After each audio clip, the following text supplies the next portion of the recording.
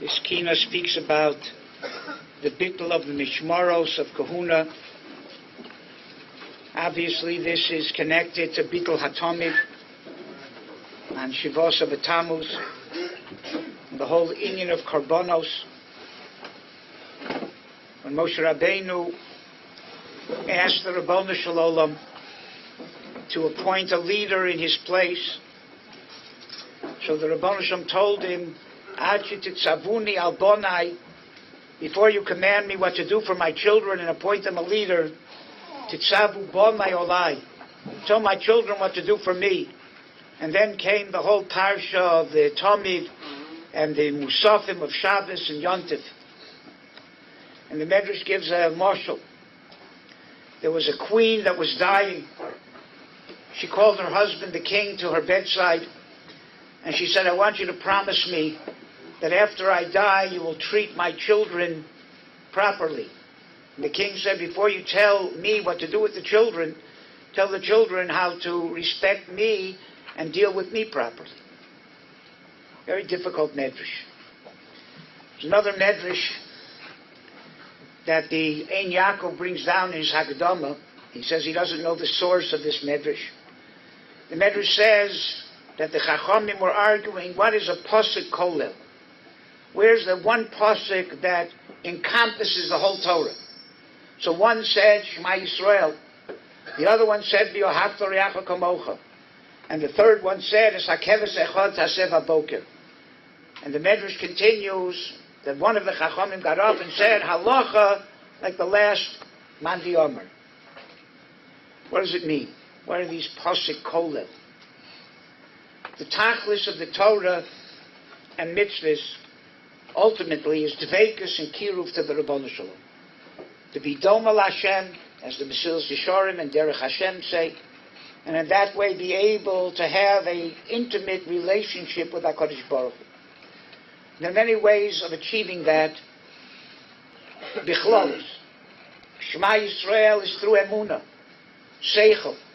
Person can become close to the Ribono Shel Olam in seichel, emunah.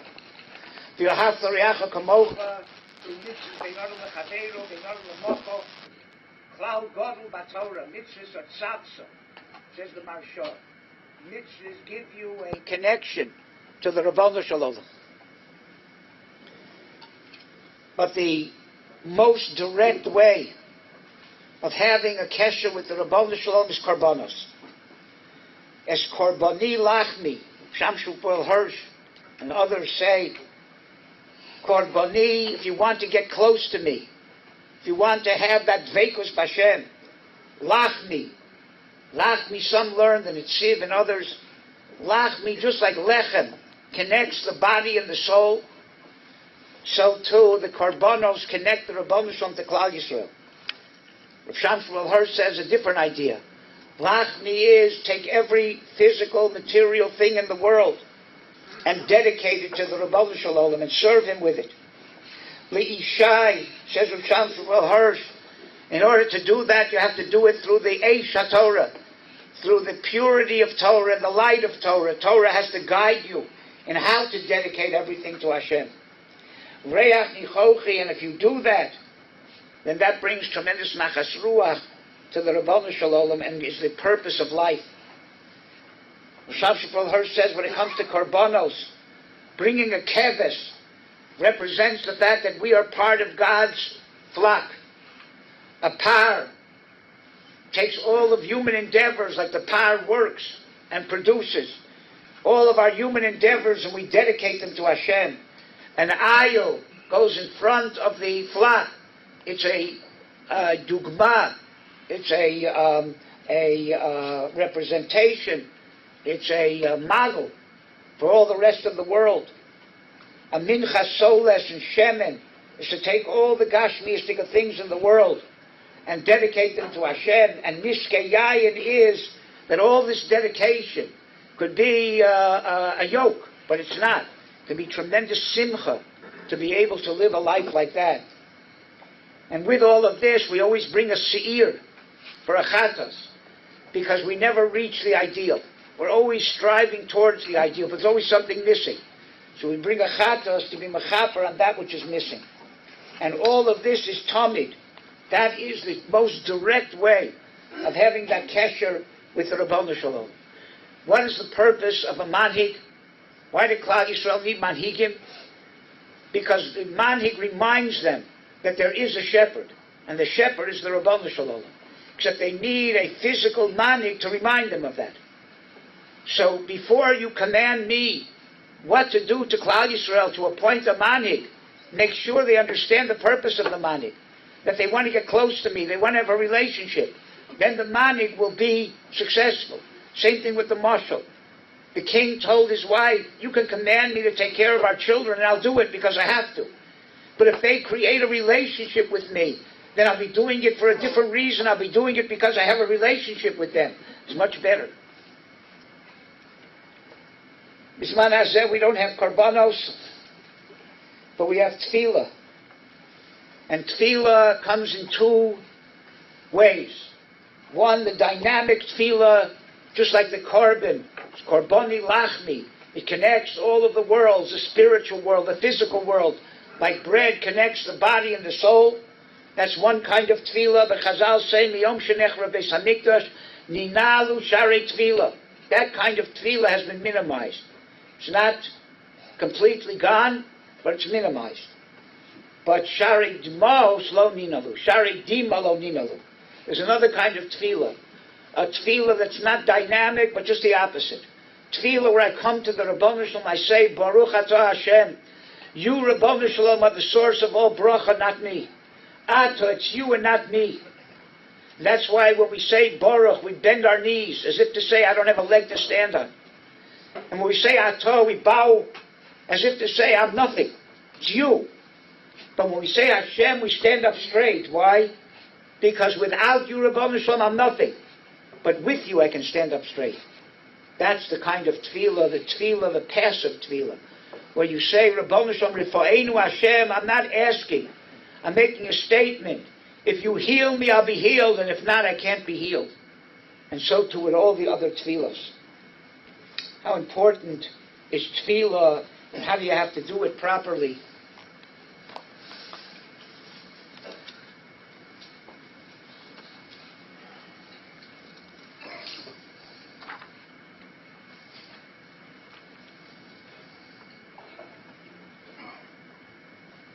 Story is told from a person who survived Auschwitz.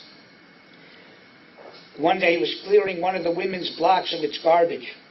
A girl of about 15 approached him and risked her life because none of the women were permitted to communicate with members of the garbage battalion. He said, next time you come here, please bring me a sweater. It was September, the temperature in Poland was already getting cold. He understood the poor woman, just that uniform that they had in the concentration camp didn't keep her warm.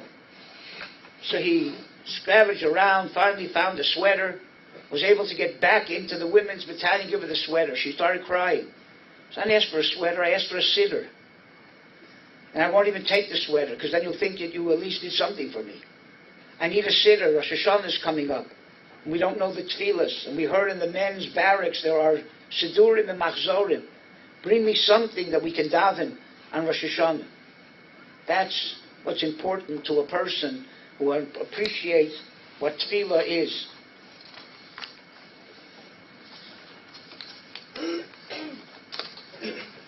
Right, David Kaplan brings on some interesting maisim over here.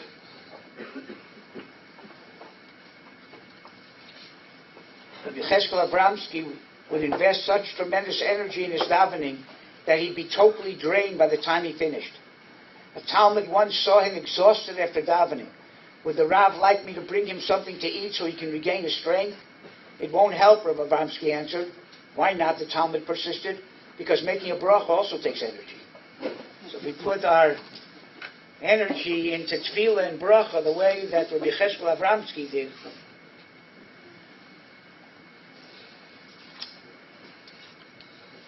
an Avreich in dire financial straits went to speak to a Rav about his problem. I want you to go to the coastal and speak to your father, the Rav told him. The Avreich went. In the middle of his davening, he felt a tap on his shoulder. A very distinguished-looking gentleman was standing there, and he seemed to be in a hurry. "Look," he began, "I pledged to give $100,000 to a needy family during my vacation in Israel and never got around to taking care of it. My plane leaves very soon. Do you know someone who could use the kind of cash?" To make a long story short, the Avreich ended up with the money. When the other Avrechim in his kollel found out what happened, they all went to the kosel. Sure enough, one of them got a tap on the shoulder. It was a poor man asking for tzedakah. None of the others were even tapped. "Why are we different than our friend who was so fortunate?" they asked the Rav the next day. He smiled because he went looking for his father, and you went looking for a tap on the shoulder.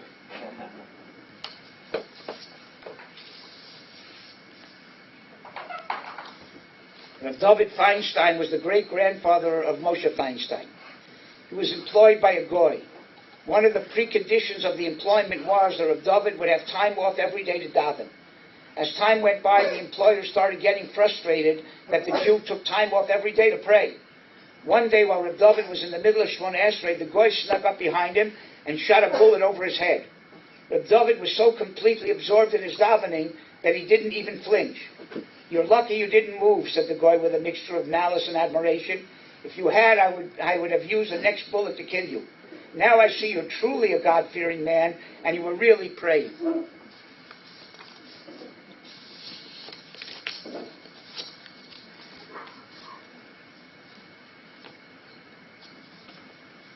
One of the Maisa here, I'm going to the whole thing.